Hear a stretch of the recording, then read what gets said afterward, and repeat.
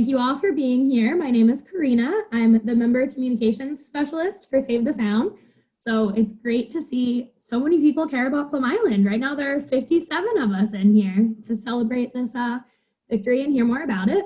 But for those of you who might be new to Save the Sound or might not know a super large amount about it, Save the Sound leads environmental action in our region.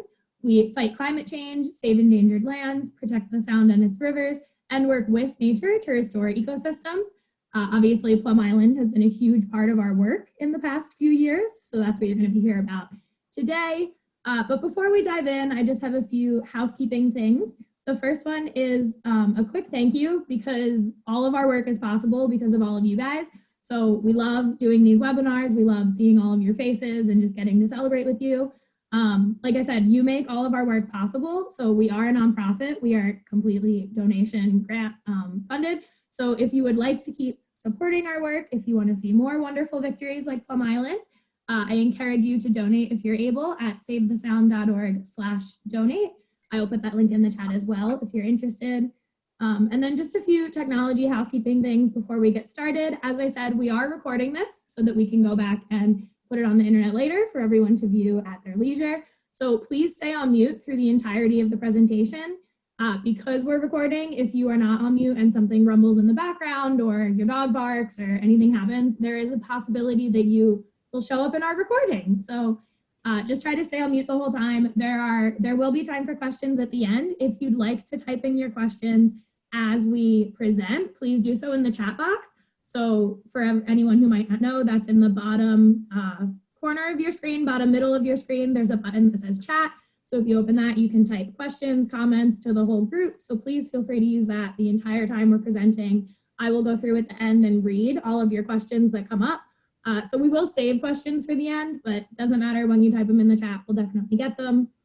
And I think that's about all the housekeeping I need to go through. So without further ado, I will introduce Chris Kreider, our land campaign manager, to kick us off and get started.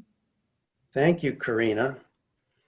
Well, thanks for joining our webinar, Envision Plum Island. And today, our speaker is Louise Harrison, our New York Natural Areas Coordinator. And Louise is based on Long Island. She is my partner in the fight for Plum Island, and her hard work has been absolutely instrumental in the ongoing effort to save Plum Island.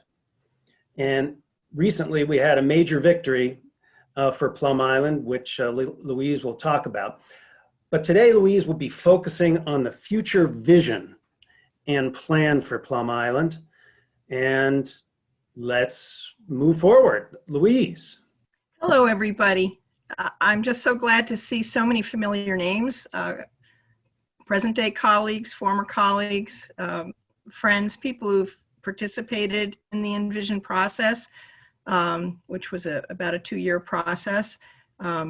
People on our steering committee for the Preserve Plum Island Coalition. This is really a very happy group. I see a lot of smiles today. I think we have a lot to smile about this week. And so I'd like to tell you what we've been up to. And I'm going to share my screen so that we can begin.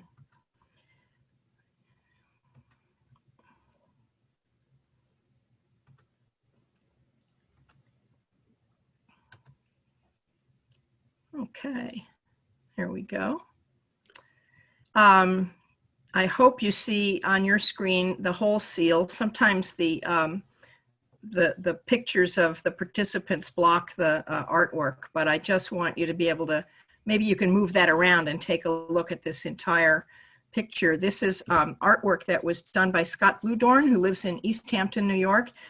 He's an up-and-coming artist, focuses a lot on the environment and things that he sees. He's a naturalist in his own right, and we're very, very grateful to have his artwork supporting Envision Plum Island, and you'll see some of his India ink drawings as well, illustrating some of our slides as we go forward. So anyway, welcome. I'm going to give an overview of Plum Island, its resources first. Many of you are familiar with this, but I'm going to tell you the story of how we came into doing the Envision process to bring us to a regional plan for Plum Island that we're promoting.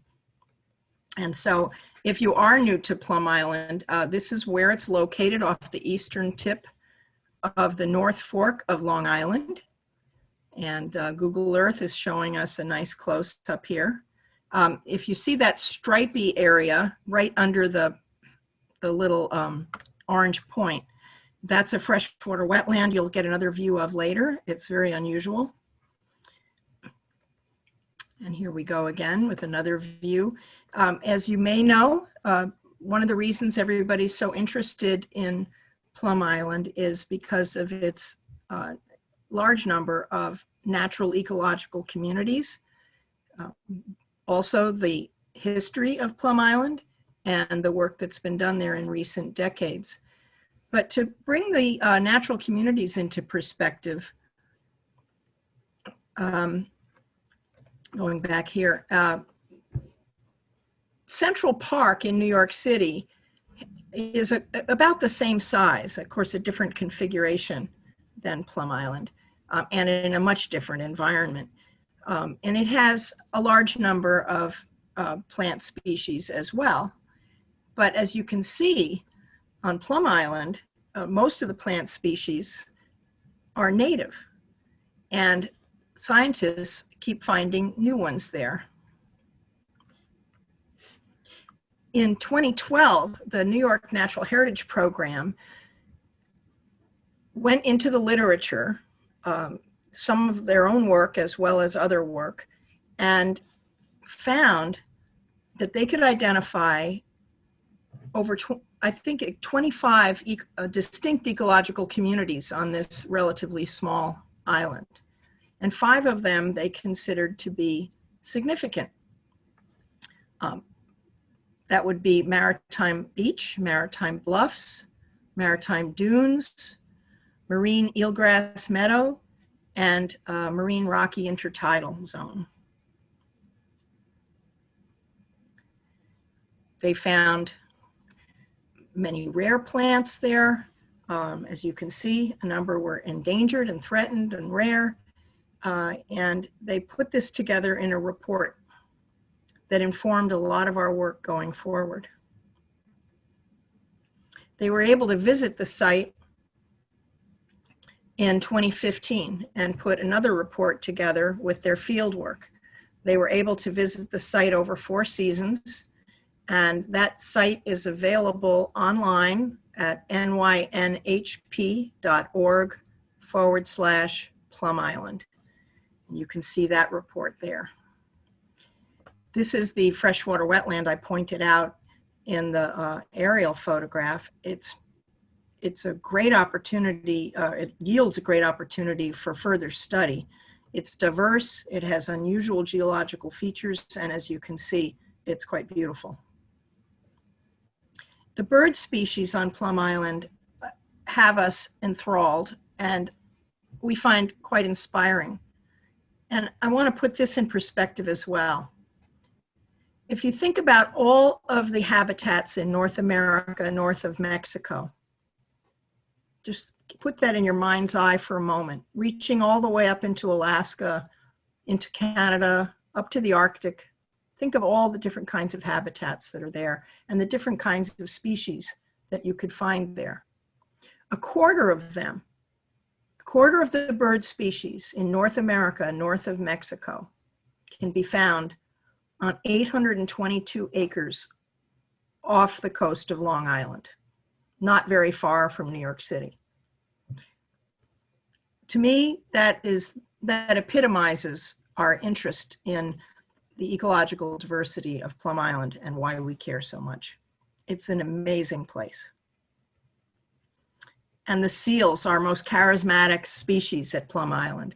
The seals are amazing. They're coming down from the Arctic every year, harbor seals, to use the rocks off the south coast of Plum Island to haul out and to rest. There are more seals there than in the winter than any other place in New York, and it's one of the largest seal haul out areas in southern New England. But Plum Island doesn't just end at the shoreline. As you might imagine, it goes down under the water as well. It doesn't just float on the surface. And all around Plum Island, under the water, is an amazing diversity of species too. Save the Sound was able to hire Interspace Scientific Diving. Steve Ressler's here today watching this. They dove around Plum Island to begin examining the benthos, which are the organisms that live on the bottom and the surfaces around the bottom. And they've begun to compile characterization of what those communities look like. And there's also a report on that you can see at the same website for the New York Natural Heritage Program, nynhp.org/Plum Island. You'll find that report there as well. Amazing diversity. Steve has told us that every square inch of solid surface around Plum Island, such as boulders, giant boulders that were deposited there by the last glacier, are covered with marine life. The history of Plum Island has us very excited as well. Here's a picture of the Plum Island Light, which has been guiding mariners since 1869. It's the second light there. There's a third light now on a very unattractive metal scaffolding, but this one was placed in the National Register of Historic Places and needs some loving care. Some money was appropriated for it a year ago, and we'd really like to see that money used to stabilize this beautiful structure. But Plum Island's history also is easy to illustrate in the remains of Fort Terry, an installation that began on Plum Island at the time of the Spanish-American War. And the military stayed on Plum Island all the way to the end of World War II, and a few years after that. It was actually occupied by the Army and used by the Army until 1952, when the island was taken over by first the Army Chemical Corps and then the U.S. Department of Agriculture. Now it's controlled by the Department of Homeland Security. It's still in federal hands. You can see there's still some beautiful structures left from Fort Terry, and we have some ideas for that. This view, by the way, is to the west, and across Plum Gut, you can now see Orient Point. So Connecticut would be to the right, and the south part of Plum Island is on the left side of the screen, where the beautiful, long, pristine beaches lie. This has been the source of fascination for many people when they hear the words Plum Island. They've heard about the Plum Island Animal Disease Center that's been there since the 1950s, studying diseases that go amongst animals, particularly cloven-hoofed animals that are part of our nation's food supply. And this is a place of history as well, because it's at this exact location that the scientists have in the USDA were able to identify the virus that creates foot and mouth disease and develop a vaccine there. And now people come from all over the world to learn about foot and mouth disease, pick up vials of vaccine, become educated, and bring the knowledge and the vaccines back to their countries where foot and mouth disease still is running in the wild. It's certainly well controlled here and protects our food supply. But the nation wanted to have more work done on diseases that can leap from animals to humans. And we're all aware of what that can do in our present pandemic.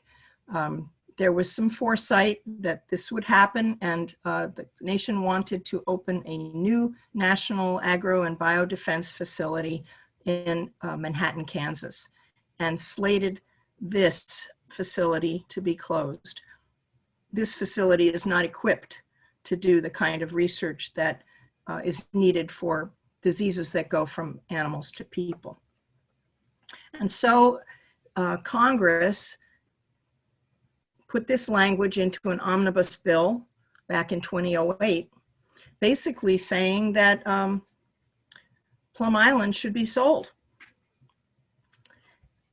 to the highest bidder without going through the process the federal government normally goes through to dispose of properties it doesn't need anymore. Everyone was up in arms about this, all the environmentalists. We got together and we started forming the Preserve Plum Island Coalition. This coalition has been growing since about 2011 into one that now includes 116 organizations. We have a steering committee that meets monthly and has since at least 2012 met every month with the exception of perhaps 1 month. And we meet once a month and we're a very good group. We get a lot done together. It's one of the most cooperative committees I've ever worked on, and a lot of credit goes to our partner organizations for any advances that we've made in protecting Plum Island. Save the Sound leads the Preserve Plum Island Coalition and coordinates its activities. We knew we had to get to Washington. You know, it's funny, you look at this Capitol building now, and I don't know about you, but when I see this slide, there's a whole well of emotions that comes up, things that we've experienced together in the last couple of weeks. So I hope you don't mind looking at this, but I think we've turned the tide. When we went down in 2017 and 2018, we directly spoke with our congressmen and senators and let them know that we needed them to reverse that legislation. But they put us in touch with some of the committees where legislation had been held up. And the staff for those committees, I think they were pretty straight with us. They talked about dollars. They talked about the Department of Homeland Security's budget. And they basically said, we're not in the business of holding on to land that we don't need anymore.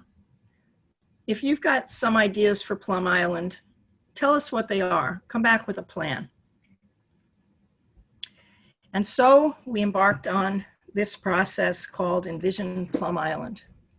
We got together with Save the Sound, with the Nature Conservancy, and together the two organizations did some fundraising and were able to hire this wonderful consulting firm, Marstel-Day, that has deep experience and knowledge about the conveyance of federal properties into conservation status. I know Rich Engel is on the call today. Hello, Rich. We thank you for all the guidance you've given us through this process. Working with Marstel-Day, we decided that we needed to have some workshops and really hear from the people in the coalition and the people in the region. And also people in government, people in decision-making capacities, politicians, people from historical societies. So it was not just coalition-led. It was a real regional effort. And each meeting that we had led to the next one. Each meeting that we had, or at least the first two, led to questions that we wanted answered by the following meetings. And so it was an iterative process. Here we are at our first Envision meeting. Here, if you can see my cursor, there's Rich Engel presiding and his colleague. And this was at the Cornell Cooperative Extension, and we thank them for their help. As you can see, we had representatives from different congressmen, members of a coalition, people from Brookhaven Lab. It was really a broad and diverse group. Our second one was held at the annual Long Island Natural History Conference. This was at Brookhaven National Laboratory, where we convened with scientists and naturalists, all who have deep knowledge of Long Island and its ecosystems, also educators. And we had a whirlwind 1 hour and I think it was 20-minute session where we led people through a series of questions, table by table, and then brought our results together and were able to fold all of this information into our vision. Fundamental to the creation of a vision was something that was put in place also as a result of that 2008 legislation, the legislation that put Plum Island on the auction block. And that was the zoning by Southold Town. Plum Island is in the town of Southold. As a matter of fact, Southold has an archipelago within its jurisdiction, starting with Plum Island and then going east to Little Gull Island, Great Gull Island, and Fisher's Island, all in this town of Southold. But for many decades, this was federal property, as it still is, and Southold had no authority to say what could go on there. They knew, however, that the moment Plum Island might fall into private hands, they would need to have zoning in place to control what activities and what kind of development might take place there. And so they quickly moved, and in 2013, they passed zoning for Plum Island that would go into effect the moment the island would fall into private hands. The lavender area you see on the left is the Plum Island Research District, and the green area is the Plum Island Conservation District. The town decided that they needed to have research continue on Plum Island in order to provide high quality jobs to the population that lives here. About half of the jobs on Plum Island are held by people who live in Southold, some in Shelter Island, and the rest people in Connecticut, all who arrive by ferry every day. But these are high quality jobs. If they're not in science or in supportive science, they're in engineering, carpentry, electrical, and plumbing services. So they're either union jobs or technical jobs, and the town wanted to retain those, but fully understood the value of the conservation district and set aside that area for preservation. This underlies all of the work that was done in our Envision Plum Island process. And we came out with reports last summer. The full report, this one on the right, is about, I think it's 72 pages. You can go online and actually turn the pages there. And when you do, you'll see at the beginning the many, many participants in the Envision Plum Island process. Many of you are here today, and we thank you. We couldn't have done this without you. On the left, you see a pictorial brochure, also on the same page. You'll have to scroll down a bit. And you can turn those pages quickly and sort of get the vision visually. And here it is, all in one map. The Plum Island Preserve concept. I'll go through this briefly with you, and you can learn more about it online later, and I'll explain some of the concepts to you. You see that there's some more apportionment in this map than in the zoning map. So over here on the left is that original Plum Island Research District you saw in the zoning map. A small portion set aside here for the lighthouse and its immediate surroundings.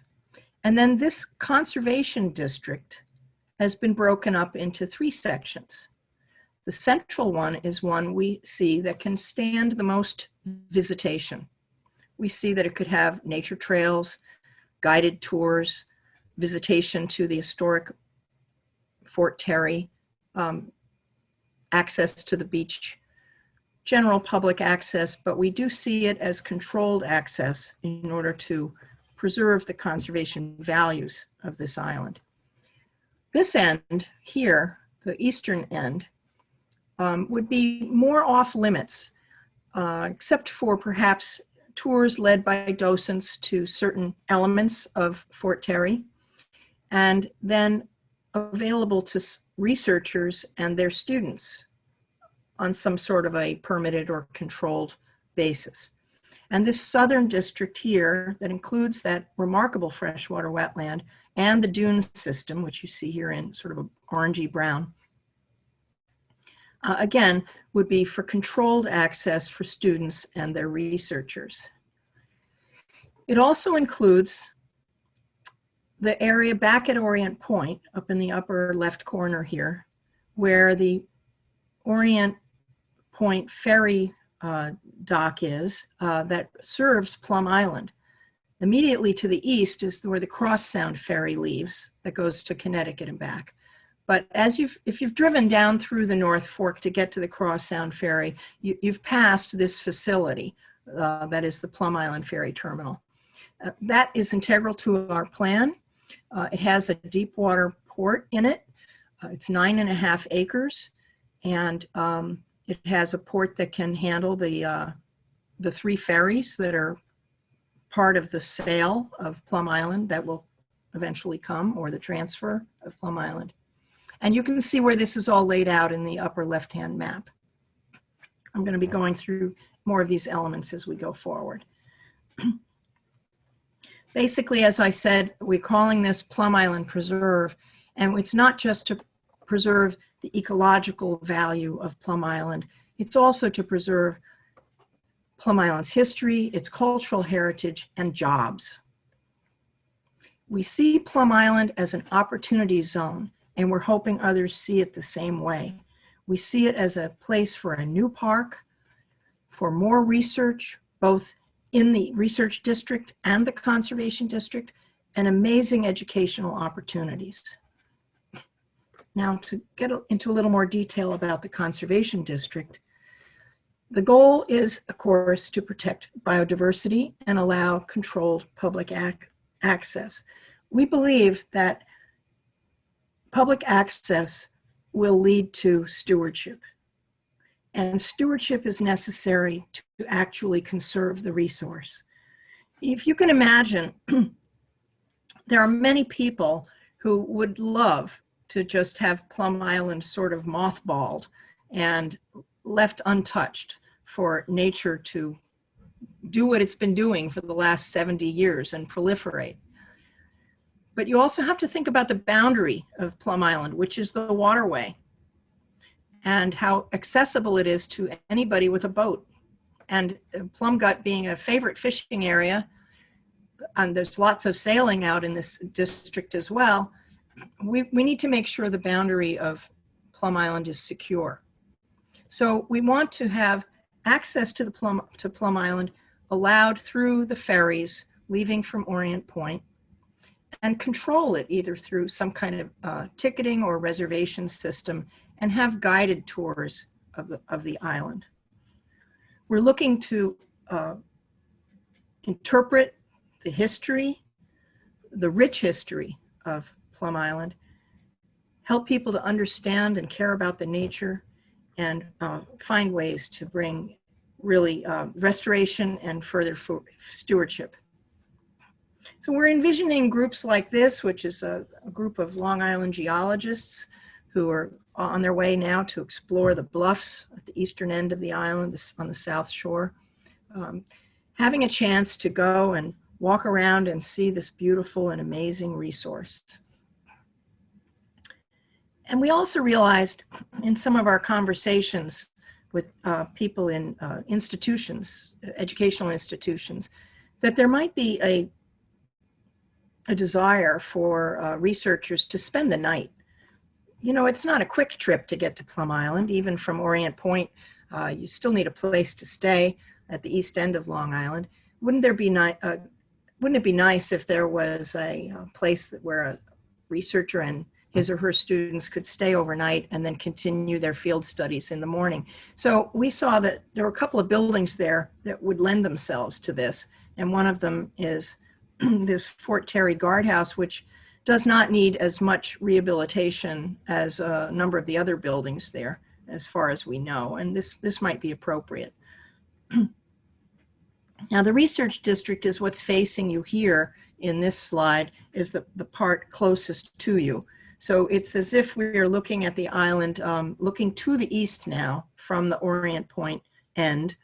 And you can see there's a harbor, and that's where the ferries come in.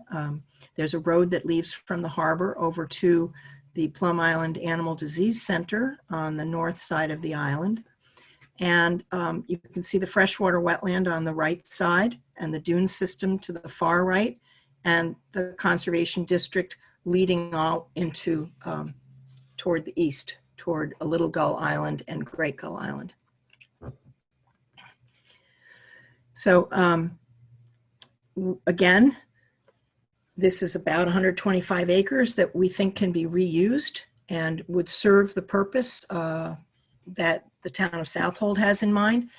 Beyond that, we think that some kind of an ongoing enterprise in the research district, perhaps hopefully profitable, can help provide resources for the stewardship and conservation and preservation of the rest of the island.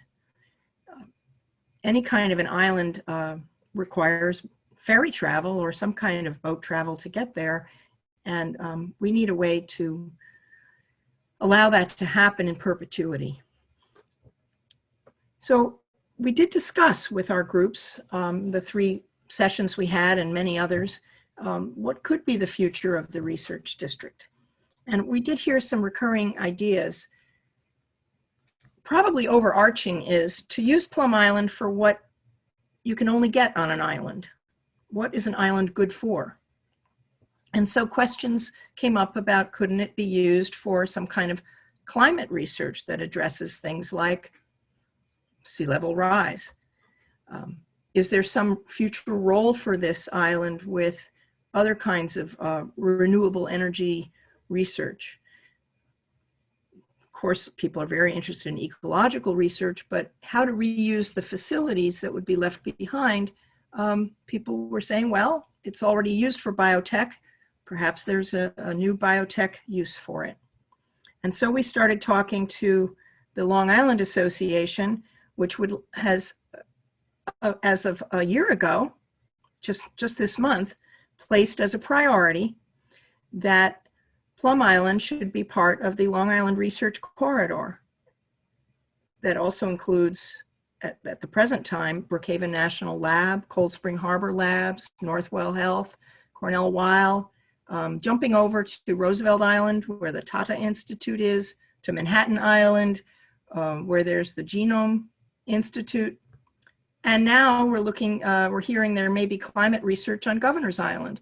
So now there may be an archipelago of research facilities. And the Long Island Association sees Plum Island as sort of an opportunity zone, whereas the other places are undertaking research. Plum Island could be a place where new research opportunities can be brought. And we see sustainable tourism as integral to the overall process. This lighthouse, if you remember back to the Preserve Plum Island concept, the Plum Island Preserve concept, that is, there was a small area we delineated near the research zone around the lighthouse that I showed you on the map, and that surrounds this. We got a lot of feedback from our groups in Envision Plum Island about this beautiful structure and what it could be used for. And some people are thinking it could be a bed and breakfast. It could be a visitor center for people coming to the island, a place where they could learn more about the place they're going to go visit. And we also heard from the New London Maritime Society that they'd be interested in stewardship of the lighthouse itself and developing programs there.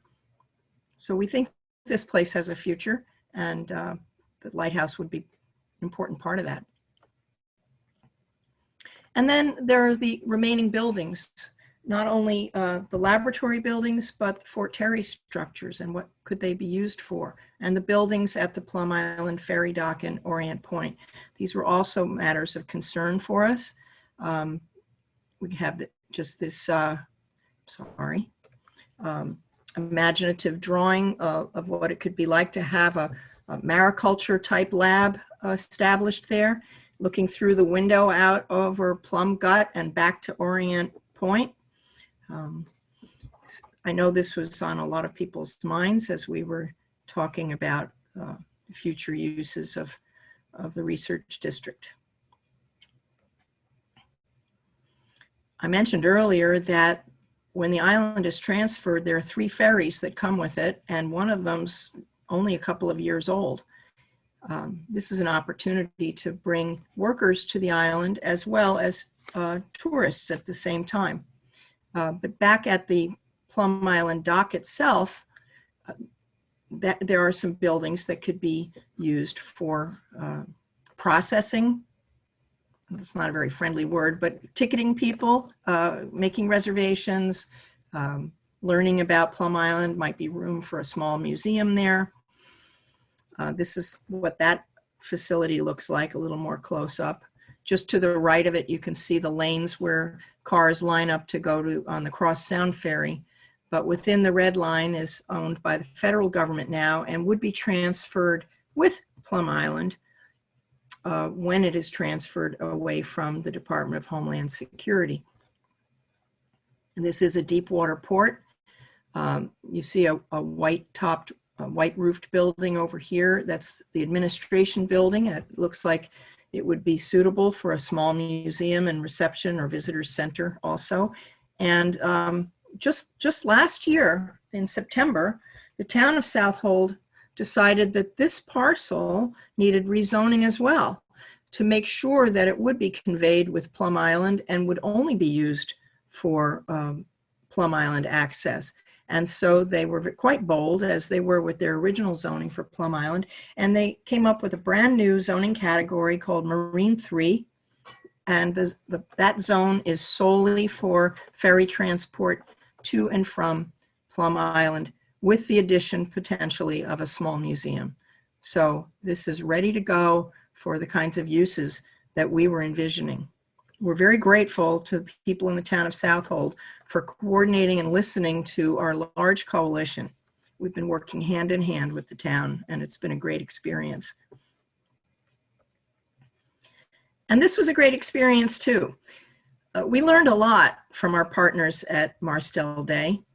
As I said before, they had a lot of expertise to lend us, and we found out that there are various ways that we could transfer Plum Island into the kinds of conservation scenarios that had been envisioned.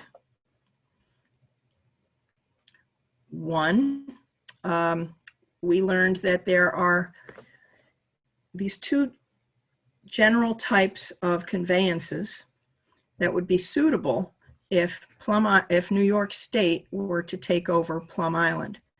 Now, I don't mean to bring this up suddenly. Some of you know this already, but in 2016, New York State made a declaration in the Open Space Conservation Plan. And they said that if the U.S. Fish and Wildlife Service was not interested in turning Plum Island into a wildlife refuge, that New York would want to acquire at least 600 acres for conservation purposes, 600 acres of Plum Island. So that's in a written report. We consider it to be policy, and we're acting on that. So we are trying now, and we heard loud and clear from our large coalition and the many, many people, upwards of 200 people who participated in Envision Plum Island, that New York State would be the preferred entity to accept Plum Island and turn it into a park preserve. So I'm going to quickly talk about these 2 types of conveyances very broadly. One is this public benefit conveyance, and that would allow for Plum Island to be accepted by New York at either no cost or very little cost if it were put to the purpose of conservation or a park or some kind of historical preservation. And it would be sponsored by the appropriate agencies at the federal level, and it would have to stay that way in perpetuity. The federal agencies would be tasked with making sure that New York kept those uses in perpetuity if New York were to get the island under this public benefit conveyance. The other broad area is called a negotiated sale. And here, New York would have to pay fair market value. The good news with a negotiated sale is, or I should say with fair market value in this case, is that the Nature Conservancy went ahead and got another appraisal of Plum Island. We found out that because of the zoning, thank you to the town of Southold, of the island and of the ferry terminal at Orient Point, that the overall value of Plum Island is not anywhere near the dollar value, anywhere near what the federal government thought they were going to get when they initially put it up for sale. And so it's not that onerous, we see, but we do know New York is seeing rough times. And we think that a public benefit conveyance might be a good way to go if we can. But here's what we learned. We learned that with these conveyance pathways, we still needed a repeal of that original legislation in order to reinstitute the usual federal property disposal process. And we learned that that normally is that the governing agency, in this case, the Department of Homeland Security, if it doesn't need the property anymore, would declare it excess. And then the property would be guided around by the General Services Administration to various other agencies to see if they wanted it. And if there was no interest from any other federal agencies, then it would be offered to New York State. That's what we've been hoping for. So this was the obstacle. This was a big obstacle from 2008 until this year. Ta-da!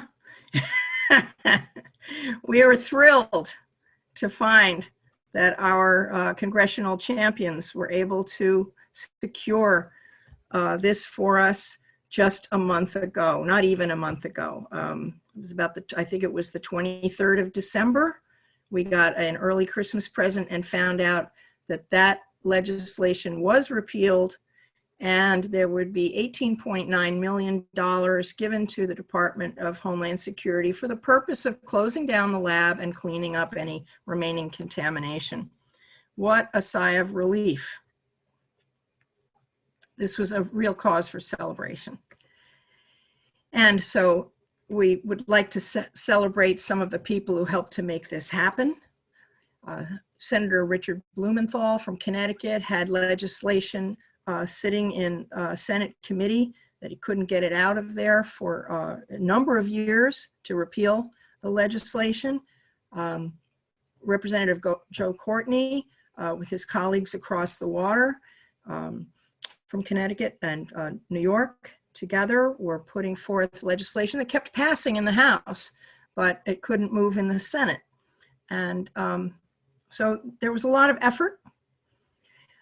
We had people on the Long Island side, and our great New York senator, now the leader of the Senate, Senator Chuck Schumer, bringing it home for us last month and recognizing that this island really should be in the hands of the people, as it always has been, but the future of Plum Island should be ours to determine. And now we must move forward with another politician, another elected official, another powerful person. And we need to convince our government in New York to acquire Plum Island. It's not a new question for them. We've been talking to them very directly for a number of years. I would say we started meetings with them in 2015 at the agency level.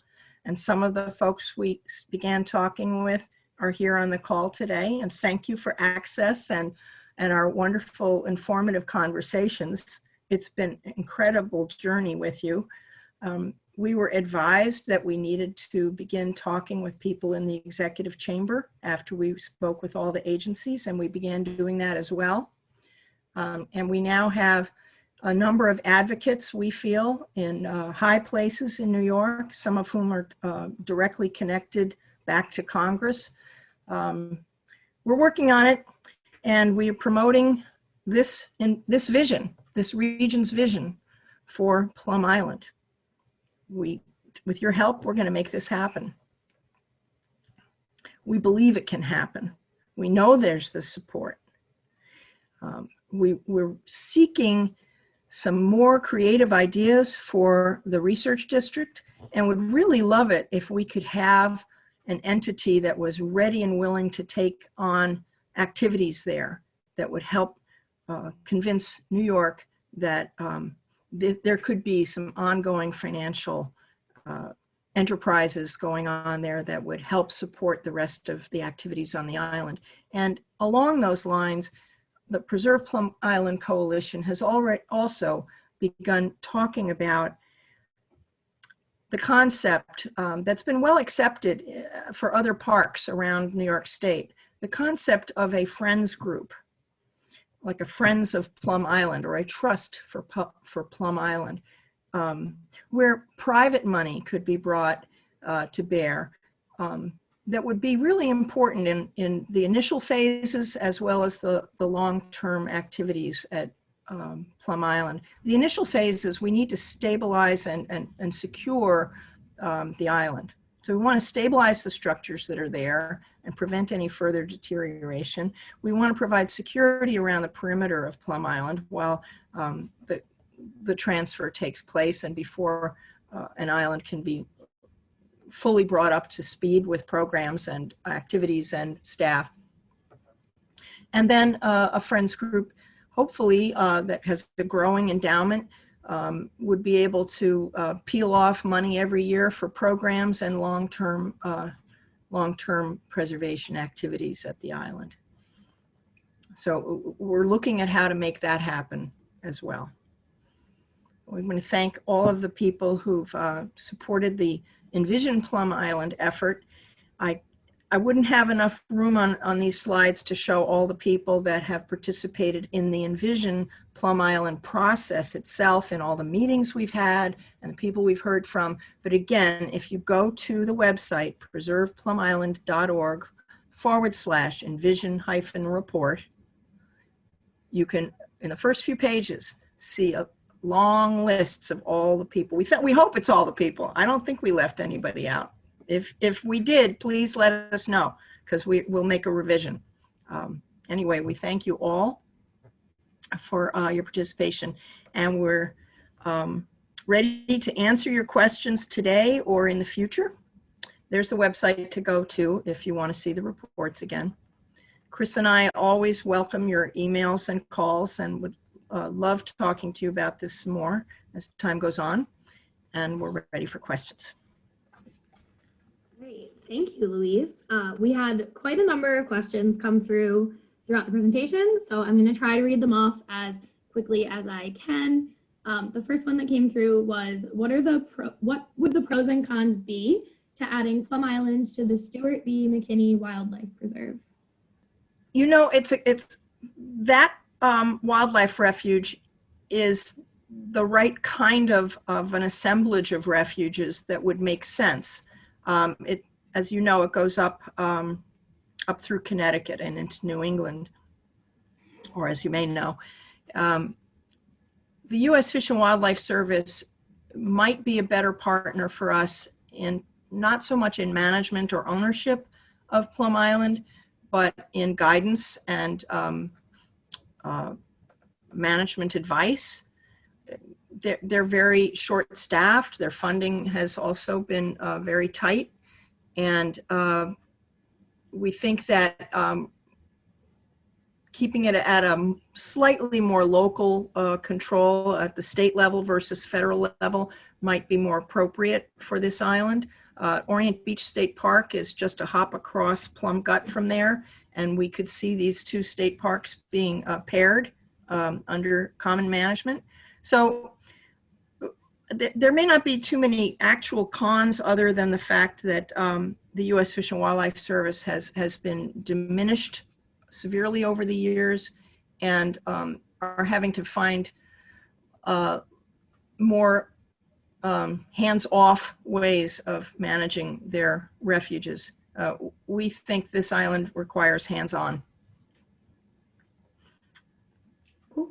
The next one, I think you touched on a little bit later, so I don't know if you want to add anything, but somebody asked, now that the island has been taken off the auction block, basically, who is going to be in charge of what happens next? Will it be the town of Southold? Will it go to the Department of the Interior? What's the plan there? The first step is when Department of Homeland Security declares its excess, the General Services Administration at the federal level will shop the island around to see what other federal agencies might be interested. And if none are interested in using this island and putting it in their own proprietorship, then it would be offered to New York State. Awesome. So the second question is, or the third question, sorry, is absent the government laboratories that needed to be physically distinct to avoid the accidental spreading of disease, what would be the economic value of doing research on Plum Island? It's a long and complex commute for non-dangerous biological research. Yeah, we agree. And so that's why we were trying to focus on things that need an island. So what kinds of things need an island? They might be things that you do want to keep away from local populations where people have residences. I mean, that's probably why Plum Island was chosen in the first place to do biological research. So maybe a biotech company might want to relocate there. But there are other things that are urgently needed to explore, like the impacts of climate change on resources like islands. And all over the world, we have islands that are being threatened by climate change. So there's another example of something that, the kind of research that could be done there. There's also training that will be needed for activities that are slated to happen off of Montauk, about 30 miles off of Montauk, where the New York State's looking at very large wind farms. People will need to be trained. This might be a way station. This is just something that people are tossing around. There's no plans for that. There's nobody pushing for that. But these are the kinds of things, and it's tricky. So if you have ideas, we would like to hear them. Awesome. So the next question is a nice segue with the climate change research. How much of the shore will disappear with sea level rise? And what are the altitudes of the island? Oh, Chris, do you know the elevations? Yeah, it's at its highest point, it's a little over 110 feet is my understanding. And so the Nature Conservancy actually did some estimates of future sea level rise, and there are areas that with conservative sea level rise estimates will be inundated. There will be areas that that will migrate as a result of intrusion by the ocean. But there are many areas that will be fine and okay, and higher areas we suspect. It is possible out on what is known as the neck. If you look at the map of Plum Island, there's a very small area that goes out to the east that could be taken over by sea level rise, and the island could actually become too small. I mean, two islands. So yes, we are aware of that, but we think that the uses that we envision can still be done with projected sea level rise. Awesome. So I want to be cognizant of everyone's time too. It's 12:59, so people have to drop off. Thank you so much again for coming. If you want to join us for one of our next events, you can find all of them at savethesound.org/stayengaged. I'm going to pop that link in the chat really quick. We can hang out, I think, for a few minutes to try to answer a few more questions. But like I said, the ending time for this was 1. So if you do have to hop off, thank you for coming. And then also I'm going to jump around in the questions a little because I think this one is super important to get with the most amount of people still left in the webinar. What can we each do to push New York and Governor Cuomo to accept the island? That's the first question, so we'll pause there. Well, there was a real opportunity that we were all looking at last winter before the pandemic hit. And that was something that the governor announced in his State of the State address in January of 2020, and that was his idea for a Restore Mother Nature Bond Act of over $3 billion, much to address climate change, also to address water quality, as well as open space and a number of other things. There was talk among some of our contacts in the executive chamber that the Bond Act would give some courage as well as resources for Plum Island's preservation. I think if this comes around again, after we can more effectively address the pandemic here in New York, that supporting that would be excellent. So if people want to support funding for environmental projects, I think that is a really great place to start. Encourage the governor to borrow for that. And it would be a referendum, so it would be a voting opportunity. Once that Bond Act is announced, it would be put up for a general election referendum, and that might be something you'd want to consider voting for. Also, we've had a postcard campaign going over the years to the governor. We're not actively sending postcards right now, but we are developing a campaign to reach out again and welcome your ideas for that. You can also contact me or Chris if you want to be part of that campaign and you want to participate, and we will find work for you in that, because New York not only needs to hear from us some more, they need the resources and the courage. And the courage comes from the public will and the expression of the public will. Great. The next question is somewhat related. Has Connecticut State shown interest in stewardship or cooperative purchase of Plum Island with New York for conservation purposes? Chris? We've had discussions with the state of Connecticut, and they participated over the years, as have several of our U.S. legislators, as was mentioned earlier. And many of you may know that approximately 200 workers, scientists mostly, come from Connecticut every day, leave Old Saybrook to go to the island to work there. And of course, the jobs are important. So the Connecticut Department of Energy and Environmental Protection is interested. Exactly how they might participate, we're not sure at this moment. So we do have planned some scheduled meetings to explore that partnership potentially here in 2021. And then going down the line, what is the time frame for the animal disease lab to close and move? We just learned this week that what we thought was a 2023 projected deadline for them to be out in Kansas is now looking more like 2026. Conservation does take a long time. There's a lot to still be figured out. So having a little extra time is going to be helpful to all of us. It will give the Department of Homeland Security some more time to complete cleanup on the island. And I think cleanup would also, again, encourage the state of New York and make them feel more comfortable about taking on the island. Cool. All right, it looks like we have 3 more. The next one is from John Sargent. So the coastal waters off of the shores of Plum Island have an unusually strong biodiversity and abundance of species. What is the future for researching and preserving these waters? Well, I'll go ahead and take that, and Steve Resler, scientific diver who's here on the webinar, participated in 2019, was one of the divers that did an initial study of the waters around Plum Island, and Louise talked about that earlier.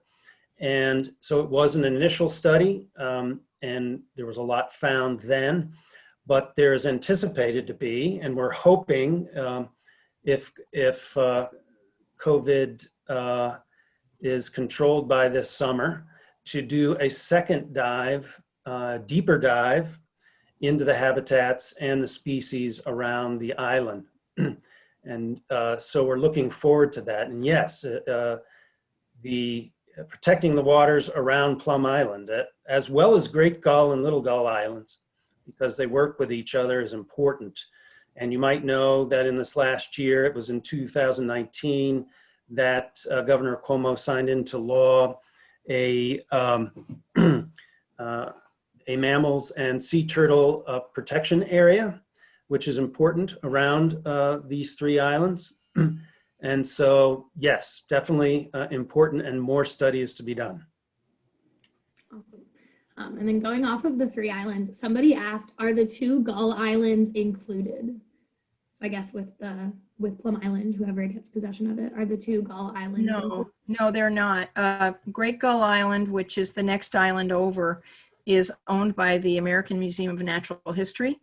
And that's a study site for roseate terns and common terns. It's the largest common tern colony in the world and the largest roseate tern colony in the Western Hemisphere. Research has been conducted there for over 50 years by a researcher and ornithologist named Helen Hayes. That's owned by that nonprofit organization, the American Museum of Natural History. And the island beyond that is Little Gull Island, which has a lighthouse on it and was purchased a number of years ago. I think it was 2013, I can't remember exactly, by a lighthouse enthusiast named Mr. Plum. And so that's a privately owned island.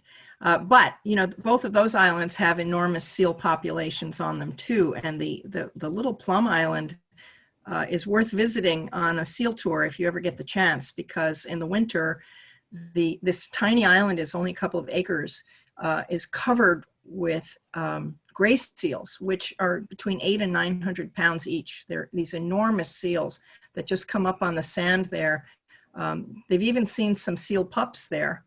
They look like giant boulders, and they persist there while the lighthouse sends off its bell about every 15 seconds, and they don't seem to mind.